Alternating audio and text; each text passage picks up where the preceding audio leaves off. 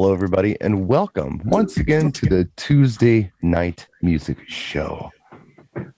I am your host. Yes, you are. Would I be like the game master? You would be. Okay. I think co-game master a little bit. I mean, just a little. Oh, yeah. Well, that's true. I'm not saying. I'm just saying. Just a little something my way. Yeah, and Jay's the guy that runs on the field and during the middle of the game and doesn't leave. I could do that. He totally is. Yeah, you set up the beautiful table. I come in and mess it up a little. Jay's already introduced himself. Cousin from Boston. Yeah, you already understand what Jay's purpose is here. He's kind of like Artie Lang. I draw fire. Always outnumbered, never outgunned. And then we have my Robin, not our Robin, but our Howard Stern's Robin would be my Howie.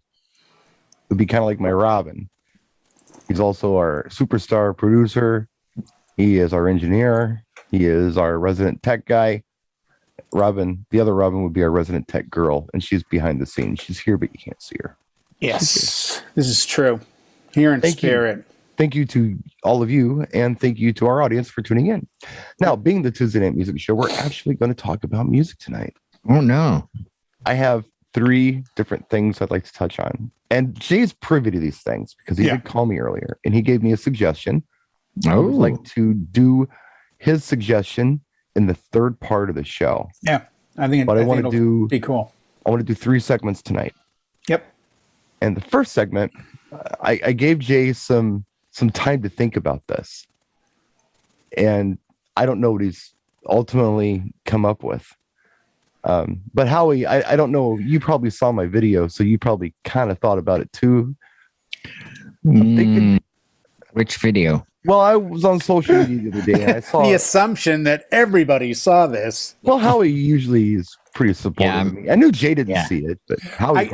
I had 2 gigs this weekend, so sadly, I saw all the clips on Facebook of you looking sad about. I hate high school events. I just booked 2. I'm tired. Why do I have to gig? That's another story. I did a video based on a really good Facebook post that I saw that asked an interesting question. Yeah, it is. What is the most beloved song? Not the song that's the most popular, not the song that was number 1 for the longest or sold the most. I have a new one too. Play the most. Yep, I have a new one. I think it's the best. But for popular music, I have one. Popular music. I have a new one. Yes. Go. What's the song that's universally loved? And when I say universally loved, I'm excluding the obvious haters because you're going to have that no matter what, right? Brian said no to like my first 4 guesses, by the way. I didn't say no, but I had an argument. I don't like that. I was telling you, how can it be universally loved if I can't stand it? That's all I was saying. Litmus test 7, no longer base or neutral or you at least need to have the person you're telling this to like it, unless you're talking to. I'm not a hater. No, I'm just saying. I didn't think they passed the test. I think the qualifications for what it is, I believe you're right, but I have a new one that I think. I'm sorry, Howie. Do you need a moment to think about this? No, I immediately disagreed with you. With yours was Rock Around the Clock, and I immediately went to What I Like About You, the Romantics. Yep. Good song. It's a good song. I like it. It's a good song. Well, no, I'm talking about his version was like what always works on a dance floor. Everybody knows the words. They sing along to it. That wasn't that wasn't necessarily. I think Brian's talking worldwide, though. Like if you were in the middle of Zimbabwe or Detroit or England, is there a track? And the one that I just came up with in our break, because I do think this is worldwide, and that is simply Happy Birthday. I thought Happy Birthday, too. Yeah. Good night, everybody. We'll see you next week. The bar's open. Well, for a long time, that song was copyrighted and it would get flagged, and then there was a lawsuit and blah blah blah, and they but I think people knew it. Domain. They knew it. I don't know if I love the song Happy Birthday. No, I know what it means. I know how it feels to have it sang to me. Right. Yeah. I've sang it. I try not to sing it. Yeah. And I would say that's probably the most popular song I would agree with you. And I actually said it in my video. That was like my very first initial thought was that's the most universally known song, probably worldwide, or at least in the Western world. I don't know what they sing in China, but I know that they sing it in Europe. They sing it in North America. They sing it the same song, but to different lyrics in Spanish, obviously. So yeah, Happy Birthday is a good one. Buenos años. Tu estoy. I did Rock Around the Clock, Bill hit in the comments, and I won't dwell on this for long because we got other things to talk about. And I did a video on this. You can watch it if you want to. But the reason I picked it was I don't know anyone who outright says, I really don't like that song. Howie. I think everyone can deal with it. Howie hates it. Do you hate that song, Howie? But see, this is the qualification. I started giving him names too, Howie. But he's like, I don't like that. I'm like, it's very, I don't know. It's just,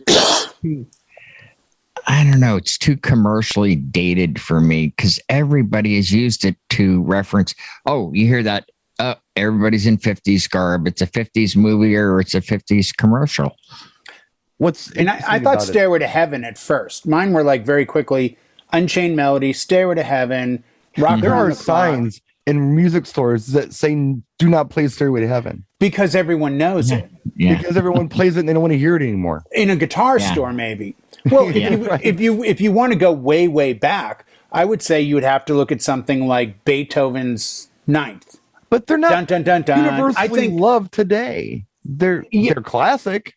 Well, but again, it's defined today in love because are you focusing on a younger generation of loving? Or are you saying everyone from 8 to 80? Yeah, like everybody. What can they all find? Then one of my first guests, I think, still stands, YMCA. I think you could play YMCA anywhere in the world and you'd get people doing this. They may not love it, but they would do it and they know how to do it. Mm-hmm. There's no wrong answer here, by the way, guys. No. I mean, this is not you're right, I'm wrong. We can debate it all we want just for fun, and we are just doing this for fun. Although he did hate on my first choice. I hate on a lot of choices. Guy in the Middle East that doesn't know it. His second choice was Butcher Baby by the Plasmatics, and I was behind him on that. From the Pier 62 show. You can't go wrong with Wendy-O. No, the Pier 62 show is what I'm thinking about. I sit on acid, Lords of Acid, Yeah, with the whipped cream, darling, come on. With the whipped cream outfit, sure, you can't go wrong with Wendy-O. El Chumbo, Chacarone. I mean, aside from those, sure. Every song starts with. You guys aren't do 1, 2, 3, 4. No, we do. That's loose. We need that like we need a hole in the head, right? Oh, wait, too soon. Oh, 9 Inch Nails. That would work. 9 Inch Nails works. Oh, yeah. Closer. Everybody loves that song. I was thinking Head Like a Hole. Yeah. It's just an interesting question to ask yourselves. So please do. And if you have, I think it's a great DJ question to constantly ask yourself as you stand in front of an 8 to 80 group of people you don't know and go, that's my job is to read this crowd. My 40th birthday party Saturday. I guarantee, what do you think I focused on for my 40th birthday party with 40 people on Saturday? And they extended an hour because they were dancing so much and they trashed the dance floor. You just played every AC/DC album and Aerosmith album back to back. Nope. Oh. Didn't play either one. Oh, okay. Well, but I guarantee you both would have done what I did. Like where do you really genuinely think I focused? I don't know. I have no idea. I don't know. If you showed up at a 40th birthday party. Nope. 90s. 90s hip hop. 90s hip hop. Yeah. 90s hip hop. Okay. And they couldn't get enough. It was one track after another. Couldn't get enough 90s hip hop. Yeah, oh, you got Juicy? Oh, you got Ice Cube this? Oh, you got Snoop that? He's 40. I mean, he was born in 81. So he's hitting his teen stride in that mid 90s. I can't remember when I've been asked to play 50s because those people are gone or, when I was asked, I played that Jive Bunny mashup. Which has Rock Around the Clock in it. Which has it in there, yeah. Right. True. And they were happy with it. It was like, okay, we satisfied Grandpa. He heard his 50s. Now let's do some 90s.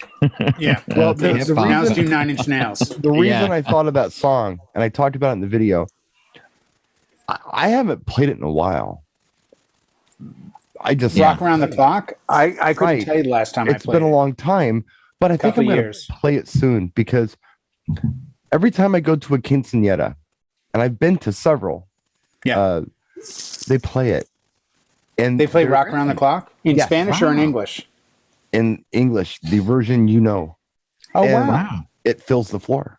And I'm like, these are 15-year-old kids at the oldest. That. I mean, around that, there are a lot of 15-year-old kids there. They're a little younger, a little older. The floor is packed for it.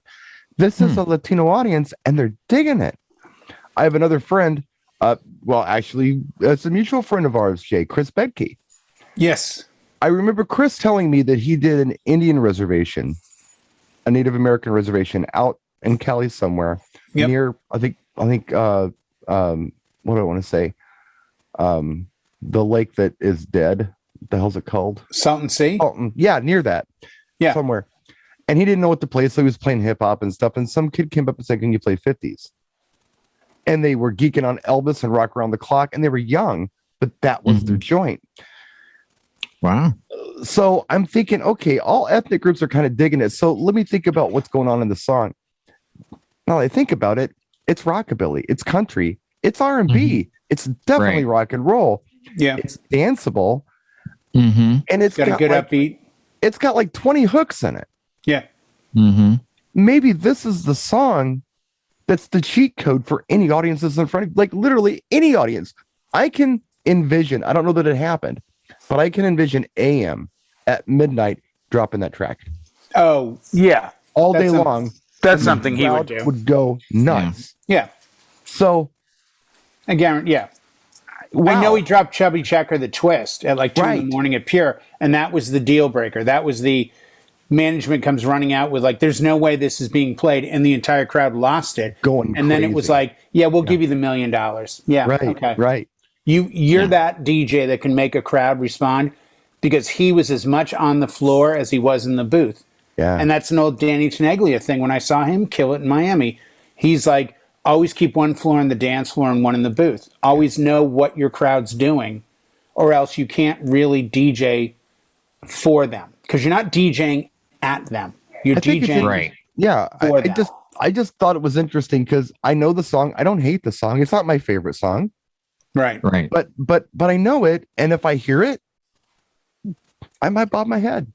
Well, if that works, you can think of the Stray Cats and Jump Jive and Wail with Brian Setzer, and there's a long line of stuff. The Everly Brothers. Song. I mean, you could do like a whole set out of that. But that particular song, just that standalone song, I mean, from a DJ's point of view, if you were looking at it that way, right?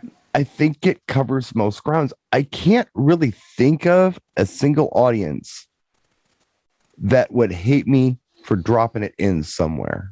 I mean, I really can't. I mean, I would have to qualify it with other things. Like, let's say it was a hip hop audience. If I played 3 hours of hip hop and then just dropped Rock Around the Clock in the middle of it, they might not throw stuff at me. They might be okay with that, just to break it up, like an AM trick. Has I don't it been know. Sampled? I'm sure somebody sampled it by slowing it down. No. I mean, but there's that. I think there's a respect on certain audiences where they've grown past the music they're listening to and understand that it came from somewhere else. And, a lot of younger people now understand without that 50s music, you don't get 60s, 70s, 80s, 90s, or your music. Yeah. Like it's a part of the building block. Yeah. It's like mentioning the Acropolis. Yeah, right. I don't think we're the only ones watching these documentaries. I think this younger generation is like, oh, wait a minute, let me go check out what they're referencing. Yeah, you can go to the most expensive restaurant, but you still have to respect the fact that somebody can take flour, water, salt, yeast, baking soda, and make a loaf of bread. Because at its purest form, it starts there and goes up, just like it starts at, the foundation and builds. Well, so again, I just want to emphasize to anybody watching, I'm not saying I'm right. That's just my choice. No, he is. He's saying. I kind of am, but no, really. There's no wrong answer here. If you tell me sexy back, fine. If that's what you believe, I just after thinking about it, that's what you believe. The best answer wrong. Rock Around the Clock is the best answer I can think of. But it does not mean it's and it's a constant. That's the beauty of this. This is not an end-all question. This is a constant developing question where you go, oh, I just thought of this. A lot of people had said Uptown Funk. And if you're thinking of it from a mobile DJ's perspective, yeah, you can kind of play it for anybody. I would say Usher, then. Usher, kills at every crowd. Yeah. So I'm sticking with what I like about you because it opens with the hook. Yeah. I don't even know if that song is universally known, though. I mean, I like it, and it's a party song. It's a party song. I know for a fact that at least 3 towns over, they still listen to it. Yeah. So, having said that, speaking of rock songs, I got into a bit of a social media. Yep, there was a fight today, everybody, after school. Yeah, behind the basketball courts. Yep, the BSR was swinging. I'm not calling this person out because I think they're wrong. I just thought it was an interesting perspective on things. It was Brian Price. I don't know if you're friends with him on Facebook or not. He's a DJ. Probably. And he was saying, between 1980 and 1999, there was not one single year-end #1 rock song. Like, within that entire calendar year, at the end of the year, there wasn't one rock song at all. And the people in the comment section, wow, that's really odd, Yeah, we're friends. But I thought about it. I'm like, wait a minute. Sure there were. And I looked. What's that, a challenge I smell? Yeah. That's a challenge. I can think of quite a few. I'm talking about year-end #1 track. Year-end, though. Like the end of the year, they go, what was the biggest song of the year? Is rock. Oh, the biggest song of the year is. Right. Oh, okay. Yeah. Which is easy to qualify because you can look it up on Billboard. Just go #1 Wikipedia song of the year. I'm just going off the top of my head. Sure. Girls, Motley Crue was #1, but I don't know if it was year end, but that was 87, 86, something like that. Yeah, that wasn't a year-end #1. But no. I mean, I started at the beginning. Let's look at 1980, right? What do you think, Howie, without looking, what do you think the #1 song of the year in 1980 was? And you would have a really interesting perspective on this answer. Yeah. I genuinely knew this. I did not. I genuinely did. And I only knew it because I had to look up something else. I would be guessing. Yeah. Yeah. What would it be? What would your guess be? Think Your World. I'll give Your World. Yeah, I would think it would have been and I can't think of that, but Iggy Pop, Lust for Life. No. That's a great track, but no. It was Blondie, Call Me. Yeah. Oh, was it now? Yes. Yeah. That's what I meant by Think Your World. And that was #1 for the year. For the entire year. Which it didn't hurt. It was a theme from American Gigolo. Right. You have big legs. Right. That meant a lot back then because we weren't distracted by the internet. Right. That song to me, I mean, it was kind of like there was this vibe with Heart of Glass. I mean, I know you experienced the punk ska reggae vibe with them, but then there was Heart of Glass. But then they did like One Way or Another. Great song. Which is kind of a rocker. That telephone. What's that telephone song? Hanging on the Telephone. Hanging on the Telephone. I love that song. Call Me is kind of in that same wheelhouse as One Way or Another to me. And to me, in my ears, it's a rock and roll song. It is. Do you agree or disagree with me on that, Howie? Oh, yeah. I think it's a rock song. Yeah. Okay. Definitely not punk. Yeah. Well, let's just stop there. Because we don't need to go any further with this. I could give you other examples of #1s that I consider rock songs. But for now, let's stop there. And I'm trying to figure out what this guy's qualification for rock song is. And he's telling me, hey, unapologetic rock and roll, just rock. What isn't rock about Call Me? It's got a 4/4 time drum beat to it. He didn't think that was a rock song? Right. He's telling me it's not a rock song because the drummer said he was playing a disco beat. No. That's what he was saying. No. I don't see it. It's a rock song. I mean, as to a drummer, my ears, it's a rock and roll song. Yeah. It's a rock and roll guitar riff. Mm-hmm. Just because you can dance to it doesn't make it bad. Right. So what I was thinking, I mean, so I've noticed this, okay? If you're a rocker fan, like you're that guy who wears Metallica and Slayer t-shirts. Yep. I think you're a rock and roll purist. And Nile Rodgers said something very interesting one time. He was talking about, big kids like cool music. Yep. But little kids like cool music too. But as soon as little kids start digging on cool music, the big kids don't want to hang with it anymore because now it belongs to little kids too. They like stuff that's a little edgy, Mm-hmm. I was thinking about artists like, and Jay and I were discussing this on the phone. It was pretty fun. I was thinking about Asia. You remember Asia? Love Mm-hmm. Heat of the Moment, Only Time Will Tell. Yep. Right. I remember when that came out, it was all over rock and roll radio. Mm-hmm. And it was being played right alongside things like Red Rider and Aldo Nova because they all kind of had the same vibe, rock and roll with some synth in it. But as soon as tracks like Only Time Will Tell and Heat of the Moment got played on pop stations, the rock stations pulled back because that was now a pop song because the little kids liked it and mom liked it. So it wasn't cool anymore. I don't know if it makes it less rock and roll, though. You know what I'm saying? Yeah, I agree. I mean, you're going to have crossovers and everything. I mean, look at Shania Twain.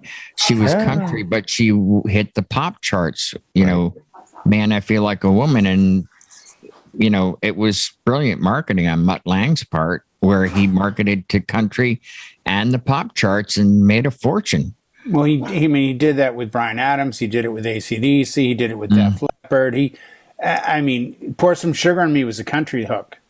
It was done like this, like, pour some sugar on me. Like, it was slowed. And he's like, you know what? Let's speed it up a little bit and we'll do this rap thing. Yeah. Mm-hmm. What?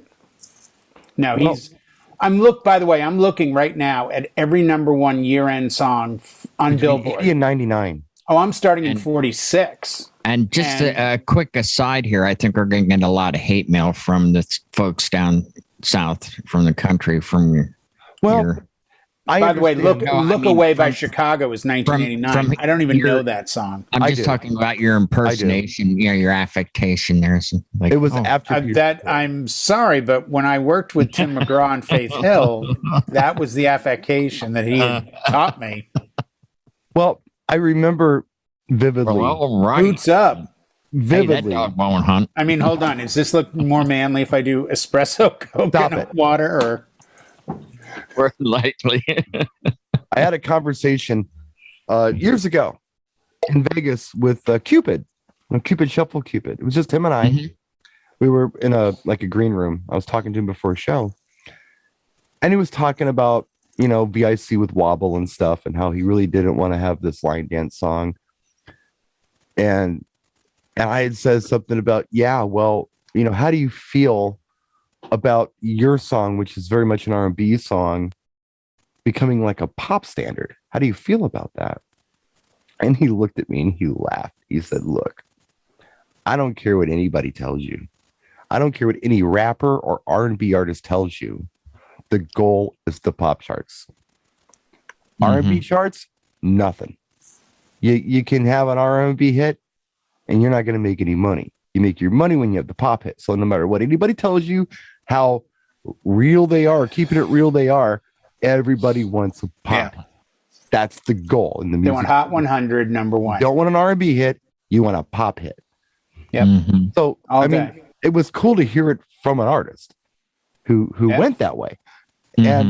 And, I'm thinking about this with rock. There are a lot of artists that are rock artists. And, let's just say they were unapologetic. And then all of a sudden they have an album that's a top 40 album. I'm thinking of Bon Jovi. I'm thinking of NXS. I'm thinking of Def Leppard. I'm thinking of AC/DC. I'm thinking of all kinds of artists who are kind of maybe underground a little bit, little edgy. And then they had that album with mass appeal. They got the right producer. Or they just did. But everybody does that. Right. It's not a foul. It's just. So I think it is the goal to sell as many records as possible. And if you're thinking like that pop is somehow inferior to other genres. All it is it's short for popular. What's popular? So it depends on the connotation. You know, I'm thinking to myself, the way Brian was lining this up and the way he was setting it up, it was almost as if he was saying, I like unapologetic rock and roll, which means kind of more edgy stuff, right? Right. And if it's not as edgy anymore because it becomes popular, it's no longer rock and roll. Right. Well, how the hell can you have a #1 pop hit? Right. If it didn't cross over and the masses didn't like it, he sabotaged his own question. Yeah. It's I wonder what he thinks of Blink 182. Well, now, I had mentioned, are they rock? Are they still punk rock, or are they pop? They call themselves punk, but let's be honest, they're punk. They're punk. I went into 2000 and 2001. So it was Lighthouse, Hanging by a Moment, 2001. In 2002, it was Nickelback, You Remind Me. Well, of course, he dismisses Nickelback immediately. Mm-hmm. And as a lot of people do, but that's a rock and roll band. They're a good rock group. They have bigger fans in the music industry than in the press. Like Jerry Cantrell of Alice with Chains writes with them, performs with them, loves them. Most rock people that are friends of mine that I know that are into rock, you play a Nickelback song, I'm sorry. They're like, dude, I wish I'd written that. It's got a killer hook, great lyrics. They're good music. I'm sorry. I don't know why. They're like the winger of Beavis and Butthead. Right. If Beavis and Butthead was in the 2000s, they would have beat up Nickelback. They chose winger. And by the way, I'll go on record now in front of the millions and millions of fans we have. I like winger. I think winger's got some incredibly good songs. Do you think they got a bad rap? Did they do Hanging for a Heartbreak or Hanging for a Heartache? Was that them? Headed for a Heartache. Whatever. Headed, yeah. I screw it up sometimes, like you. Headed for a Heartbreak. Or there you Heartache. go. One of the two. That was them. Yeah. By the way, 97, Candle in the Wind. I mean, Here, Too Close Next, Share. Yeah. Well, let's look at 1988. I just checked my Serato. I don't have any. What was the #1 song? That's what friends are for. No. What chart are you looking at? Oh, Faith, George Michael. I'm sorry. I was looking at 1986. So I was just curious. Is George Michael's Faith? I mean, regardless of who George Michael is. Faith is a rock song. It's a rockabilly song. Yeah, totally. It's as rock and roll as Rock Around the Clock is. Oh yeah. Dun, dun.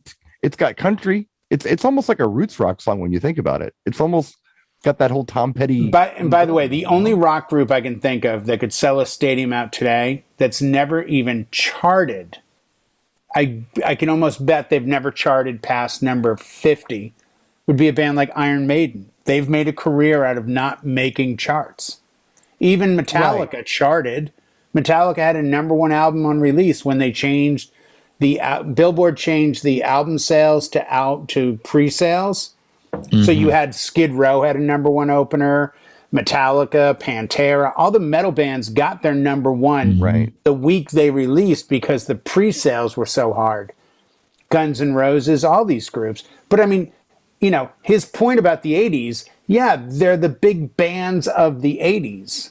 You know, the Police, Wham, the Bangles. But no, they aren't the groups you expected. Like, I expected to see Guns N' Roses somewhere in there because Appetite for Destruction is in the top 5 best-selling albums of all time. Yeah, and you know what? If you look at #1 songs, period, there's a lot of rock stuff that made #1. Yeah. How did Bon Jovi not get something for year end with huge sales in the 80s? And by the way, 87, that Whitesnake album, that thing crushed it. And where's Def Leppard? Right. Def Leppard isn't listed? Come on. Well, again, they're depending on how your memory of that time. Everything that's #1 I remember as being great songs and very popular. No, I don't like the Bangles' Walk Like an Egyptian. No, I don't think it deserves to be the #1 song of 1987 because I don't think it speaks to the music of 1987 because 87 was Guns N' Roses, Whitesnake, and a bunch of other groups. It was a goof. I mean, it was just even Van Halen was still around. I mean, but yet 1980, the number one song was "Call Me" or "Call Me" by Blondie. But yet that's the same year that other stuff came out. Little things like "The Wall" by Pink Floyd, AC/DC, "Back in Black." "Back in Black" has sold like 30 million copies to date. Yeah, we're talking singles. Blondie is like at best has moved what 15, 20 million albums in their career. This is one album. Again, back to what we were talking about. I think it's, again, and I'm not hating on Brian. I think it was an interesting observation, and I see where he's going with this, but I think he sabotaged his own kind of concept by saying, hey, if kids like it, it's not really rock, and I don't qualify it as rock, so it doesn't count. Well, then how the hell is it going to end up on the pop charts if kids aren't supporting it? It's not. So of course, nothing that he, unapologetic rock is not a number one. There's nothing. If he was here today, Jay makes a good point, though. I mean, okay, you can sing a lot of certain songs and say that was the most popular for that year, but then, you take an album that he referenced, it's like, okay, 30 million worldwide. Like, what is that? 30 times? That's over the course of 4 years, though. I know, but even in the beginning, I mean, Def Leppard moved product the year those albums came out in the multi-millions. This is back in the pre-internet, pre-streaming days. Yeah. People had to buy that. I mean, even when I look at, like, When Doves Cry in 84, I was there in 84. I was, 7, but, I mean, I was there. Or, no, I was 20. And, that was the song of the year. I mean, that thing took over the year. It really did. That soundtrack was everywhere. Oh, yeah. So that I get. But then when I look at like 82 Physical, I'm in my head. That was a huge song, dude. No. I know. Again, I was there. It was a very big song, but it wasn't as big as other stuff on my radar. It's funny looking at album versus song. Because in the chart that I've got in Wikipedia, it gives the album versus the single. Right. And that's where the argument gets even more skewed. The album of the year in 1980 wasn't Blondie. It was Pink Floyd, The Wall. And in 81, Kim Carr's Betty Davis Eyes was the song of the year. But you look at the album of the year, High Infidelity by REO Speedwagon. That totally makes sense to me. Right. That was the album of that year. Yeah. They were both multiple hit albums too. So and by the way, there goes your Asia argument, because in 82, the year I got out of high school, Olivia Newton-John may have had a huge track, but Asia had the album of the year. Yeah. It's like, it and by the way, the Police beat out anything by Michael Jackson because Thriller was the album of the year in 83, but Every Breath You Take was the number one song. Right. How did Billie Jean not be the number one song, or Thriller? Billie Jean was 82. What's that? Billie Jean was 82. I know, but they're crediting Thriller as the album of the year in 83. They're not even showing a chart in 82. That followed. Yeah. Right, but they're not charting it at all in 82. At least on, like I said, on the chart I'm looking at, nowhere in 82 does Thriller show up, or any Michael Jackson. But Thriller shows up in 83, and it actually shows up again in 84, which I'm even more surprised. I thought When Doves Cry, or, at least the soundtrack should have been the album of the year. There was so much going on, man. I mean, there was all kinds of music going on back then. It wasn't just, you didn't have like 3 options. Right. You had, like, no. So I would love to know what the artists call themselves. And so many subgenres within the major genres. I think they call themselves musicians. They just no. But what did they put out? I mean, what did Blondie call on Me? Well, she did Call Me. Or, Call Me. I still think they would view that and say, like, yeah, it's a rock song. Maybe. Just call her maybe. I don't know. Call her, yeah, maybe. Yeah. Call me maybe. Call on Me maybe. That'd be a good mashup. That might be a good mashup. That would be. For those of you watching that like to do mashups, do a Call on Me maybe. Maybe I'll do it. We should have a contest. Call on Me maybe. Maybe we'll have a contest. Call on maybe. So I don't know. My argument was just because it's popular doesn't make it less rock and roll. I mean, it may make it less rock and roll to somebody who's looking for something underground, but how can something underground be a hit if it's underground? It just doesn't make any logical sense. I'm arguing that if a band like NXS hadn't experienced like their MTV boost with things like the What You Need video, they would be rock and roll radio darlings. Yeah. But because they got the little kids on board with that, then now they're no longer legit rock and roll. I remember my brother, I mean, he's like Mr. Rock and Roll. I mean, that's his joint. He was in the military, he was in the army, and they had this, when they wore helmets and they got their pictures taken, there was this green band that went around their helmets. And it was all green, but if you flipped it over, the guys that do this is just a thing in Europe. You'd flip it over and they'd write all their favorite bands on the green part. So if nobody of authority was watching, they'd flip their bands over. It was kind of an identity thing. And my brother had stuff on there like Van Halen, Led Zeppelin, Scorpions, and NXS. I mean, that was on his band because when he was in the military and he got out in like 85 or something like that, that was a rock band with like the one thing, you know. I love that track. We played that on rock radio when I was in radio in 82, 83, 84. The one thing was a track that you could count on that was going to get played because that was a good rock song. And it was also the beginning of the, you know, what I call the Naked Eye days, where those bands all started coming in because they had a little bit of a vibe, but they were always a little softer than NXS. Well, what about like the Fix? One rock thing band leads to another. Oh, but we did Gray Skies at Night. That was the first track we had, was Gray Skies at Night. Well, look at Simple Minds. Simple Minds, to me, is a really good rock group, but listen to Jungle Land or Ghost Dance. Those are good, solid-ass rock tracks, like hard rock tracks almost. I mean, you could argue that. I think there's a lot of ways. It's very difficult sometimes to pigeonhole and define. You know, people call Motorhead a heavy metal group. Ask Lemmy. He introed every show with, "We are Motorhead. We play rock and roll." Yeah. Every show. "We are Motorhead. We play rock and roll."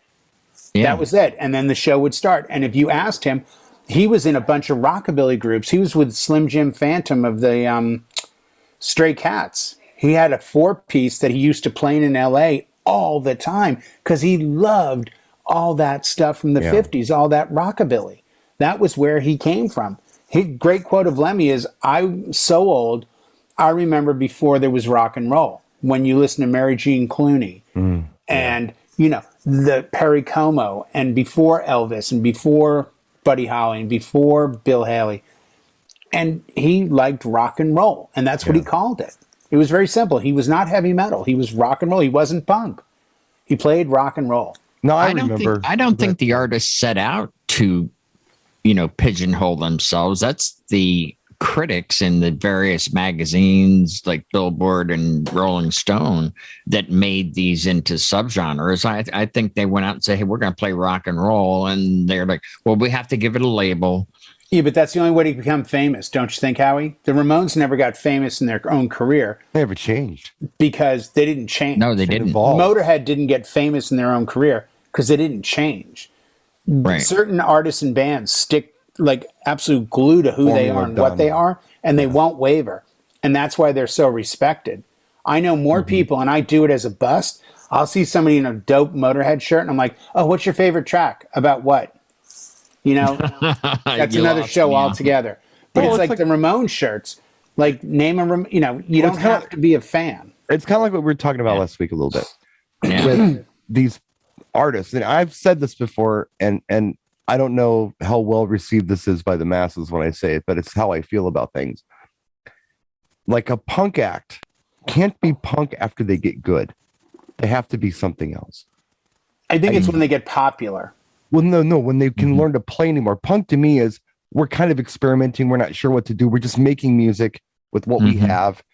And it's not bad music, but we're not. But then, like, how punk can the Clash be after the Clash gets good? How punk can the Pretenders be? How punk could Blondie be after they became good? Yeah, but don't you think the Clash stayed punk? No. Because of their message. No. Yeah, but then the critics come in and say, "Oh, well, now that's new wave." Oh, they're not punk anymore. They're new wave because now they know how to play instruments. Yeah. But I don't think but I don't think your talent defines your genre. I think oftentimes people love a band till they become famous. And then they don't love the band because they feel it's a secret that they have. Like, ooh, I like the Clash because they play a 50-person club. Then they're playing stadiums with Should I Stay or Should I Go? And people go, oh, they're sellouts. Well, it's speaking of Should I Stay or Should I Go? Back in the old guy days when I was DJing, I did a 2-4. It was Should I Stay or Should I Go? But the follow-up to that, the one you followed that song up with, and it was a bigger reception that you got, was The Romantics, What I Like About You. Like that. Full circle. Boom. Full circle. Right. But you can't go wrong because that song starts with the hook. It's a perfect it's it's perfect. And then today I would add Blink 182 Small Things. That's a Detroit band. Yeah. That's been around for a very long time. You know. But I've said this before. When you hear a song like What I Like About You, and then just like 2 years later, you hear a song like Talking in Your Sleep. These guys learned something. Right. Something happened in those 2 years. Yeah. Well, it's the same. How to sell albums. It's like they got good. Like Red Hot Chili Peppers. They were freaking crazy punk rockers running around with socks on their jump. Well, they probably and then they come out with a tune like Under the Bridge because one of their brothers had died from a heroin overdose under a bridge, and that was they were still wearing socks on their winkies after that. But I understand what you're saying. Yeah, it's that kind of thing. The Cure. I mean, all those new wave bands. Then they came out with Kiss Me, Kiss Me, Kiss Me. And you get Just Like Heaven, and you get Hot, Hot, Hot, and you get Why Can't I Be You, and just a barrage of really good songs. But before that, it was like, Icing Sugar and Let's Go to Bed, which was kind of a cool song. And I think it probably did well in Europe, but it wasn't a big hit. And I always had a hard time with this. And I was trying to get this out earlier. When the whole new rock thing hit, and the grunge and new rock thing hit in the 90s, they called it alternative rock. And my question was, alternative to what? Because there's nothing else happening right now besides. But that's not the label they gave themselves. Even Kurt Cobain says, "Here we are now, entertainers." He didn't say we're alternative rock. Kurt Cobain loved the Beatles. Way to bill it. Listen to a lot of actual Nirvana songs. They're written very Beatles style. They're written very Beatles-esque. He was a huge Beatles fan. Dave Grohl's a big Beatles fan. They understood where they came from.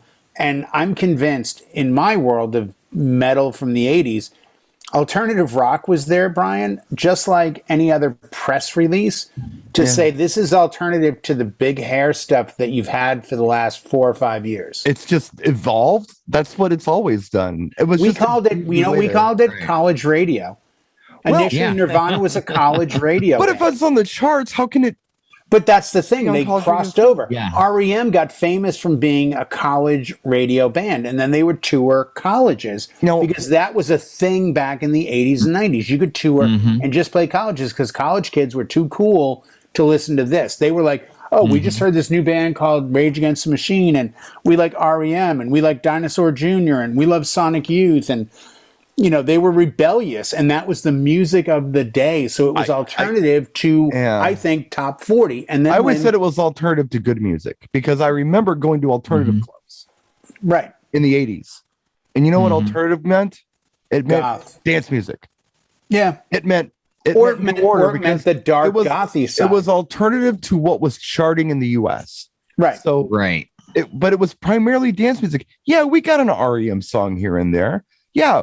We got, something that got more edgy as time went on, but we weren't really digging on this down tempo stuff. That was like a 90s thing. And I thought it was metal alternative, and it was no fun. I thought Man in the Box was a metal song. I'm like, oh, I love this. This is great. Nirvana. Oh, I'm digging Smells Like Teen Spirit. It sounded metal to me. It just did. It had that hard guitar, had a solid beat, had kind of a screamy vocal thing. I'm like, oh, this is the stuff I normally would listen to. Yeah. I never saw the difference between Nirvana and the 80s stuff that I was already into. because I could tell that they liked Black Sabbath.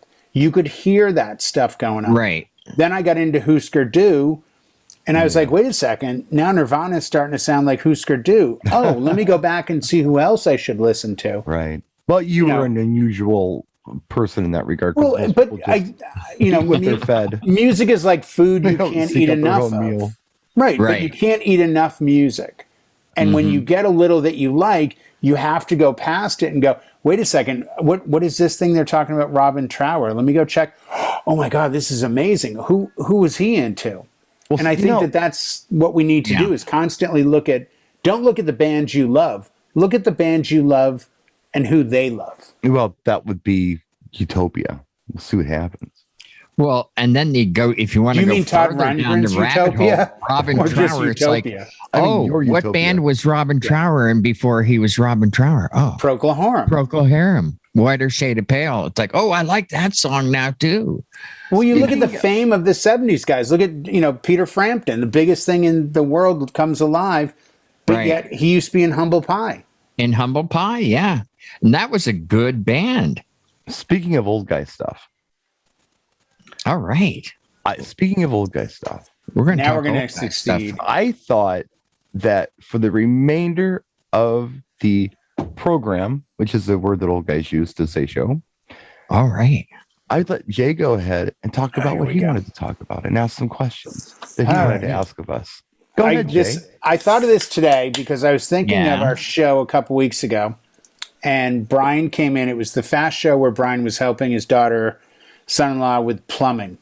Right. Oh, yeah. Right. I remember. So we had a very quick show, and it was name a song that made you fall in love with it the second you heard it. Right. And one of the songs that I brought up was a song called The Logical Song. Yeah. And Brian said, oh my God, yes. Supertramp. I remember that. And we've already had this discussion ad nauseum, but I'll reiterate. There are songs that you will never leave behind because they hit you at a certain point. I'm at a kid's house and we're going out on a Friday night. We're 15. It's a sleepover and I hear, Foreigner, Double Vision. Every time I hear that song, I'm 15 going out with my friend Rip. We're going to this dance and it didn't end well, but it felt like it might. What's funny? I'll just interject here. When Jay tells the story, it's always the Wonder Years. I always picture that kid from the Wonder Years. When I think of these things, I'm thinking of my love for reggaeton, and I'm thinking of hot Latino girls shaking their stuff on the dance floor next to nothing. No. And that was the goal. No. You were already in the club. I was outside in the parking lot trying to figure out how to get into the club. You're already DJing in skating the rinks. club. I was watching little girls skate around. But I'm just saying. Well, you probably want to reiterate that statement when you break I was a little boy. It was okay to do that. Oh, okay. All right. Yeah. So are we going to do this thing again? So the question is this. Back then, the reason I think that song came to me was because the radio station that I was listening to and ultimately worked on that same station was playing this song in something of a bit of a rotation. Like there was suddenly songs that I was cognizant of that I would hear throughout the day. So my comment to Brian today was, I've got a wedding this Saturday. I already have all my music, but it's this Saturday. Is there new music I should get? And the question becomes, where am I going to find it? I just got a subscription to Sirius finally. And I can go listen to the hip hop station or the pop station or the whatever station. And I can, this is playing a lot. I'll bring this song. But I got my music from the radio. Mm. They had countdowns. They had weekly countdowns. They had daily countdowns. If you're a DJ today, where are you getting your music? And I don't mean buying it. I mean, where are you figuring out this is the track? I actually thought the question was going to be more like, how did you used to do it? Well, that's my point. So today, how do you do it? Because in my day, you did it via the radio. You did it via magazines. You would read Rolling Stone and they would have different charts in the back. You would read different music industry magazines and they would have different charts in the back of the magazine. And you would look at it and be like, ooh, this has been number 4 for the last 6 weeks. I should look into this track. I might get to play it. The reality of my weddings and my events are, I'm traditionally playing music that's a little new, but mostly older. Yeah. So as a professional DJ, do I need to know what Cardi B, Megan Thee Stallion track is blowing up right now? No. Well, but depends. Back in the day, back in the 80s and 90s, it was a thing. Like, you wanted to have those tracks because people got them all the time through airplay. People don't have that same luxury anymore. If I have a new wedding coming up this week and I need something dancey that's new, I still go to radio stations online. I still go look at the stations in the area where the bride and groom live and see what's kind of blowing up. Okay, well, let me just stop you, because otherwise you'll keep going. So we can address what you're talking about here right now. You know, as far as the Cardi B, Megan Thee Stallion stuff goes, it's interesting. I mean, we've talked about this in great length. You do like less than 2 hours of dance music. I'm usually looking at 4 to 5. So well, that's just funny you lie about that. 4 to 5. Wait. Anyway, I've got more time to fill. So, you know, I do have, it's not a matter of, oh, well, I can get Uptown Funk in there or 24K Magic or a weekend song, and that covers my top 40. I've got to do more. So it's been my experience this summer, and it doesn't matter if it's a wedding or what it is, that they either specifically ask for the Cardi B, the Megan Thee Stallion stuff, or City Girls or whatever. Oh, yeah. Or they specifically say, don't play it. Right. And this is at weddings, quinceañeras, birthday parties, every event that I've done. It's one or the other. So I do play them, and I do need to know them, because they still don't come to me and say, can you play Megan Thee Stallion Body? They just come and say, play Megan Thee Stallion. And you've got choices. What's the good one? Well, I think it's still Body. But so I think you kind of do need to know it. I do anyway. Right. Dua Lipa has been pretty hot lately. Oh, Dua Lipa has been huge. Yeah. But again, it's past me going to promo only and getting their, and what I love about them is they have, every week they put out their audio of the week. So they're constantly saying, this week, this is the audio that we feel is in your best interest to have. Right. So there's that source. But when you have to go past it, if you're not a promo only subscriber, if you're, you know, are you relying only on your services, or where are you going? Because again, even though I'm an older DJ, I still look at the Dance LA San Diego stations and I'll compare what's their top 10 playlist this week. What are they playing? You were saying. I'm getting it from from watching movies with Lori. You know, she can pick a song out like just, you know, there was something out just recently and they played a song in it, and you know how it brings that song back, and it's Ooh La La Goldfrapp from 2005. And that's a pretty hot tune. You know, it's a great track. It's very important to look at pop culture. Yeah. So I try to do a little bit of of course, the top 40 that they're going to ask for, but to pull a song out from a movie they may have just seen, that's pretty cool. You know? Oh, I think it's a great way. And I think there's a lot of different, but that's the thing. I'm always curious today, because I can go to my kids. Now, if I go to my 19-year-old and I say, hey, I've got this event, they're like 21 years old, I'm wasting my time. Because he's like, well, I would play, you know, CCR, or there's some cool Tom Petty. I'm like, wait. No. Like, what Megan Thee Stallion? I don't fucking know. Like, why would I know that? Yeah. Then my 15-year-old will go deeper than Megan Thee Stallion and be like, oh, there's this cool underground from SoundCloud. Because he'll listen to SoundCloud. So he's getting the direct artist release. Right. I'm just curious. I'm looking right now. You two are famous DJs. Do you mind naming one song this week on Billboard's Hot 100 Top 10? Even an artist. Oh, Dua Lipa's got to be up there. She is. She's Number just 8. released 6 songs. Levitating.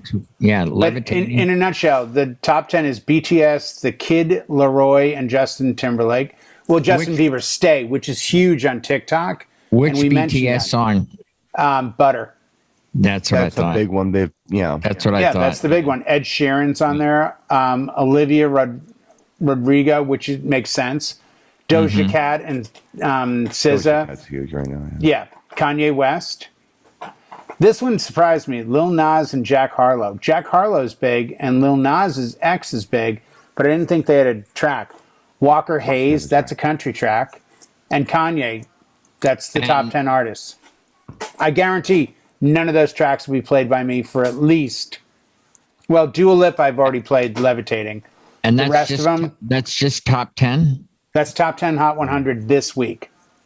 But, you know, I'm just wondering if Fly Away from Tones and I is still on there, still charting. I will not on top 10 at least. That the charts have never, in my career, been the thing that determines what my dance floor accepts. No, I agree. Never. But Brian, it's more a matter of knowing, like, I'll be blunt. I'll go look at other DJs' videos that are like, oh, just did a big prom. I'll go watch the video and be like, what track is that? What song is that? That's a great, I see those kids all dancing. My goal, it's not a cheat thing. I have a job to do, and the job is to make the dance floor as happy as I possibly can. I'm not ashamed to use every possible tool I can. I will ask people.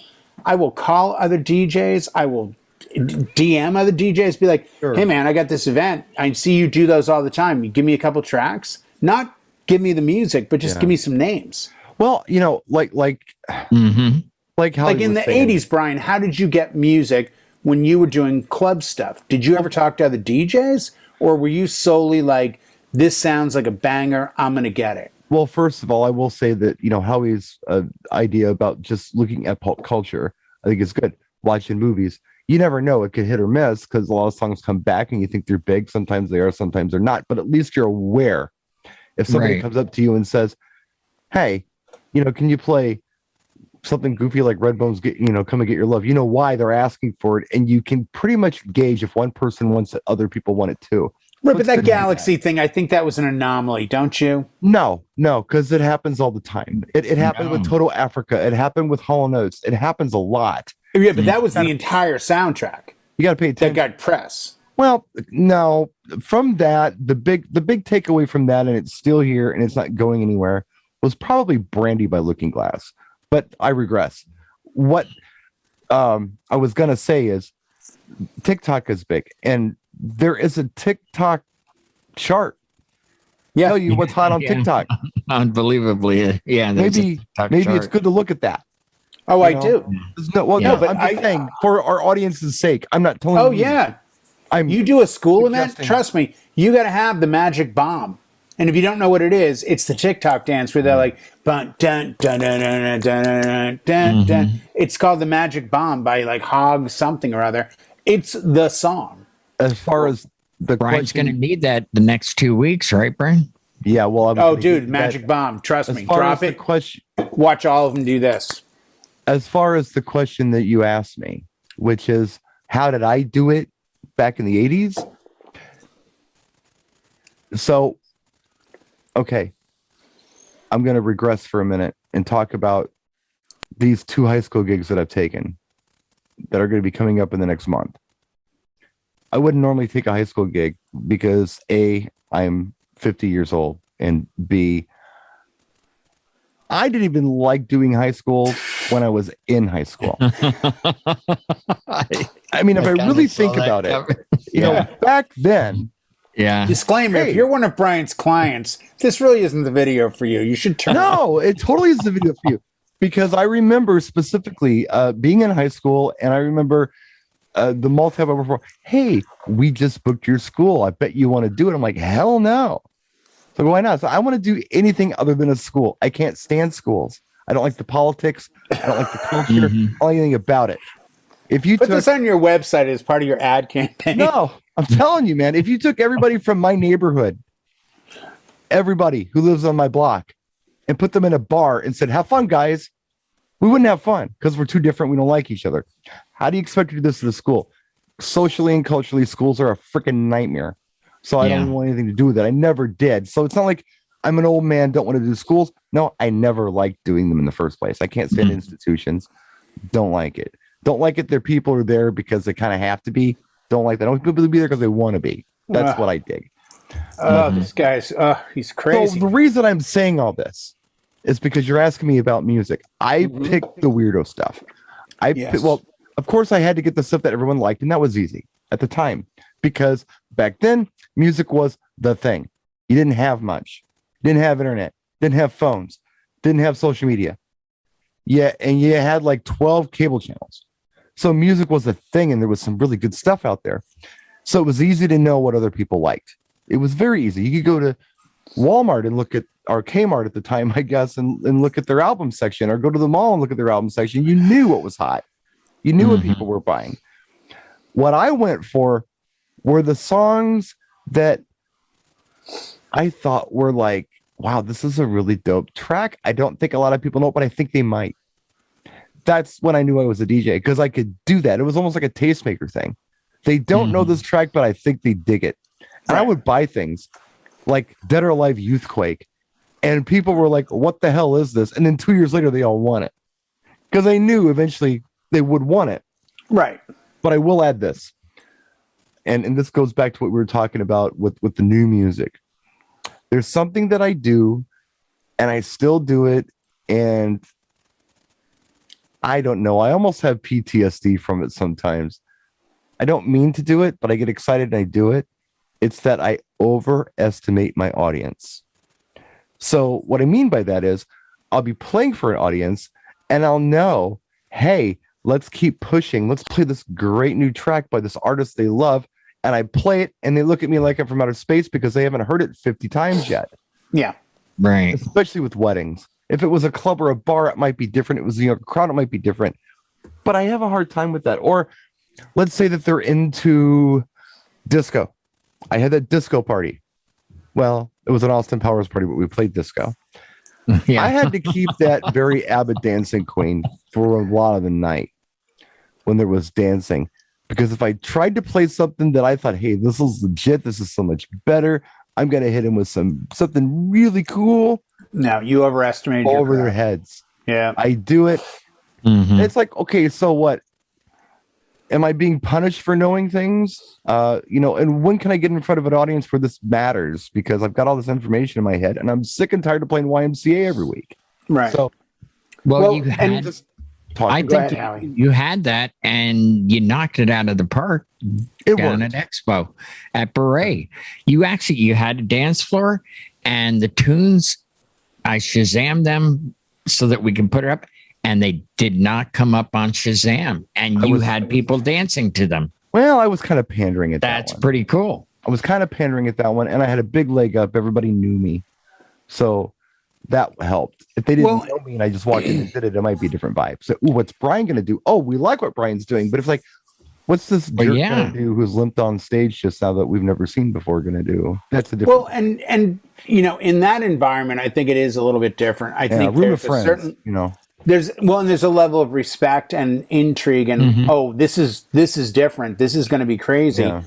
But the one thing no one has brought up was kind of the underpinning of my point. What it really comes down to isn't where I can go find the new music of the day.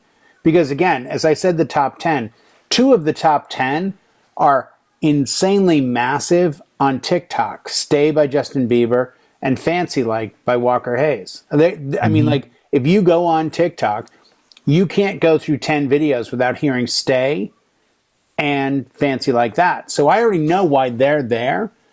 But the bigger question isn't, where do I find my new music? The bigger question becomes, where are my clients finding their music? because that's who I'm playing for.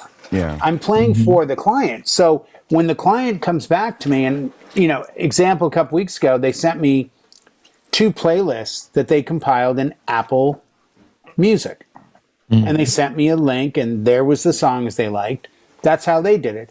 I've talked to DJs in Florida, and I'm sure this is synonymous. And please, in the comments, put this down. This will be information for all of us to learn from. They said 90% of their clients get them playlists from Spotify. Yeah. That's where they live, on Spotify.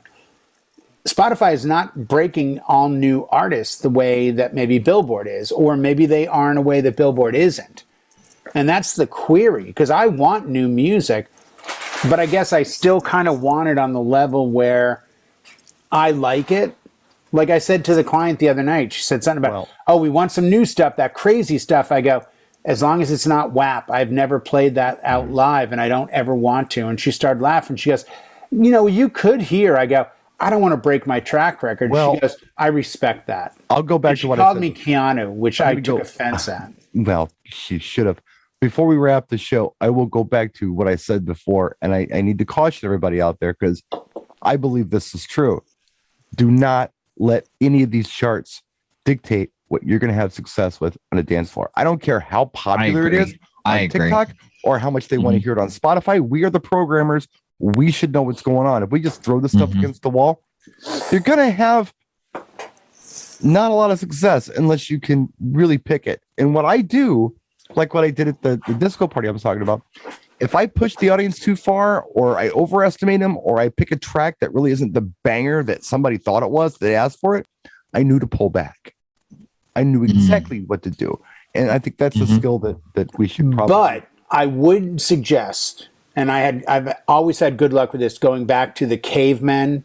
Was it Progressive or Geico that had the Cavemen commercial? Yeah.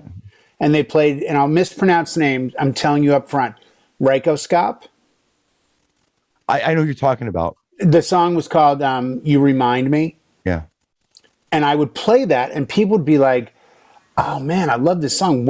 How do I know this song? I'm like, it's in that Geico or Progressive commercial with the cavemen in the airport. Back to pop and culture.